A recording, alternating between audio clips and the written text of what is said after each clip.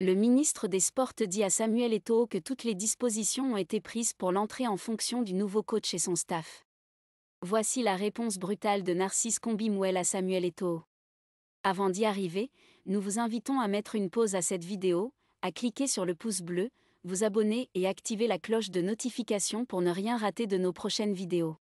1. Les 3 candidatures soumises par Samuel Eto'o présentaient chacune des prétentions salariales exorbitantes, variant d'environ milliards, 1 500 000 euros, à 1,6 milliard de francs CFA, 2 500 000 euros, de rémunération, hors primes diverses, par an, soit respectivement en moyenne de 82 millions francs CFA à 132 millions francs CFA par mois. Ce qui représente des montants excessifs jamais payés à un quelconque entraîneur dans l'histoire des Lions indomptables. 2. L'ensemble des shortlists a été soumis au arbitrage et à la sanction de la présidence de la République qui a dûment validé et approuvé la composition du nouveau staff technique, administratif et médical des Lions indomptables, proposé par le ministère de tutelle, avec M. Marc Bry, de nationalité belge, comme entraîneur-sélectionneur. Les intéressés ont été mis à la disposition de l'équipe nationale masculine fanion de football, conformément aux dispositions pertinentes de la Convention relative à la gestion des sélections nationales de football entre le ministère des Sports et la FECAFOOT du 5 février 2015, laquelle indique en son article 9 alinéa 1er, les membres des structures d'encadrement des sélections nationales de football sont recrutés, soit sur la base d'un contrat signé avec le président de la fédération camerounaise de football, après avis obligatoire du ministre chargé des Sports, soit sur la base d'une mise à disposition par l'État.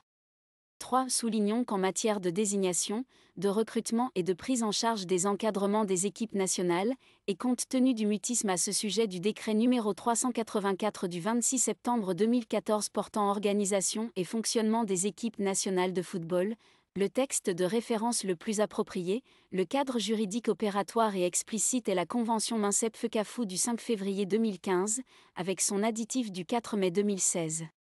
Cet acte concerté, auréolé de la force obligatoire de la « loi des parties » et bénéficiant tant du privilège de la lex postérieure que de l'autorité de la lex specialis. Ce texte ne soumet pas la décision du gouvernement à une approbation préalable de la FECAFOOT. Aussi bien, en vertu de l'alinéa 2 de l'article 9, l'État étant celui qui paye les membres de l'encadrement technique, il est tout à fait normal, comme cela a toujours été le cas, qu'il ait la latitude, sous la tutelle du ministère des Sports et de l'Éducation physique, qui signe l'acte juridique d'engagement, de recruter, de désigner et d'affecter des encadreurs auprès des Lions indomptables, dont la gestion est concédée par le gouvernement à la FECAFOOT.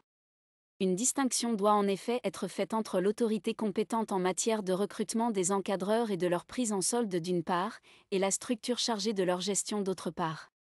4. Par ailleurs, au regard de l'imminence des prochaines échéances qui interpellent, début juin, les Lions indomptables dans le cadre des éliminatoires de la Coupe du Monde FIFA 2026, nous vous tenons informés que le ministère des Sports et de l'Éducation physique a d'ores et déjà pris toutes les dispositions utiles et nécessaires, adéquates et appropriées, en rapport avec les autres administrations étatiques concernées pour l'entrée en fonction du nouvel entraîneur-sélectionneur, M. Marc Bry.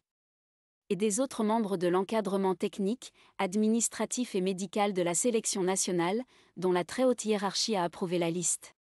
Cliquez sur le pouce bleu, abonnez-vous et activez la cloche de notification pour ne rien rater de nos prochaines vidéos.